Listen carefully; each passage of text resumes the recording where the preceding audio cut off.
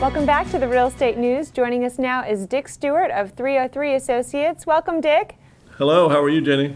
Very well, thanks. So we're so happy you could be here today.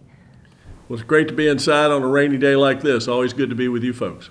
Absolutely. Now, we recently read in the Beaufort Gazette where the Santa Elena Foundation had offered to purchase part of Port Royal. What's the foundation and what is it planning to do with the port property?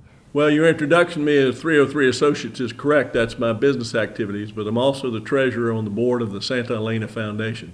Santa Elena is a historic site on Paris Island. It was the first settlement in the New World of European power as it lasted any longer. It was founded by Spain in 1566 and was the capital of La Florida, which at that time ran from the Keys down in Florida all the way up to Nova Scotia. It preceded Jamestown, it preceded Plymouth Rock, it preceded St. Augustine. So it really is the first European settlement and capital of the continental United States. Wow. The story wasn't told that way because the British won the war, and so the British wrote a lot of textbooks. But the good news is we have an opportunity to correct that. And so the Santa Elena Foundation is in the business of bringing back the initiative to do the excavations at the site, educate the public, and to give the public an opportunity to learn about Spanish-American influence and the conflicts with the French and the British on these soils. Well, and that sounds like incredibly important work as well. So can you tell us what is the status of your offer? Well, it's an interesting thing. The site is on Paris Island, and we all know that's the Marine Corps recruit depot. We don't want to do anything that damages or undermines the mission of the Marines. That's the most important thing we can support. And as patriots and Beaufort County citizens, we're loyal to that. However, we want to have an interpretive center so that historians and researchers can come here and learn about the site and see what's happening in the excavation. We also are working with the Spanish Embassy and the National Park Service, and there's an agreement between the Spanish government and the U.S. National Park Service to excavate and promote information about historic Spanish-American sites. One of the reasons that's happening is because the statistics are sort of interesting there. Today, 42 million residents of Spain. There are 57 million American citizens that identify themselves as being of Hispanic heritage. So what we did is we went to the end of Paris Avenue in the town of Port Royal, and we offered to buy the closed industrial site that was formerly a part of the Port of Port Royal. As you may know, the Ports Authority was ordered by state legislation to sell that property some 12 or 13 years ago. And they closed the property a little over 10 years ago, and ostensibly, they say, they've been trying to sell it.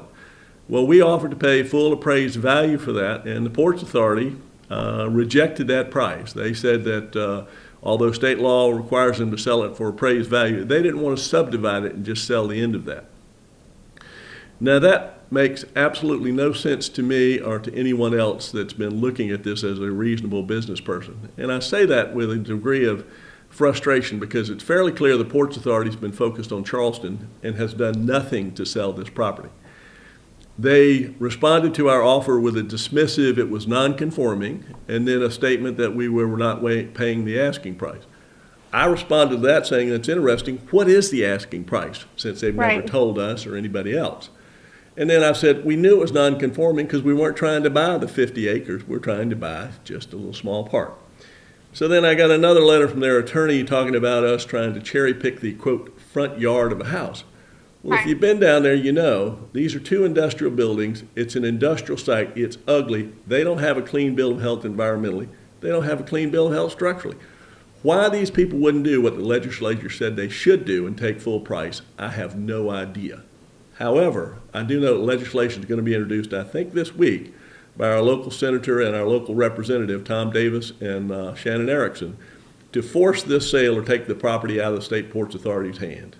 And I'll be leaving with you folks today a list of the people that are influential in that in case you want to write letters or send emails to them expressing your opinion about how you feel about that port.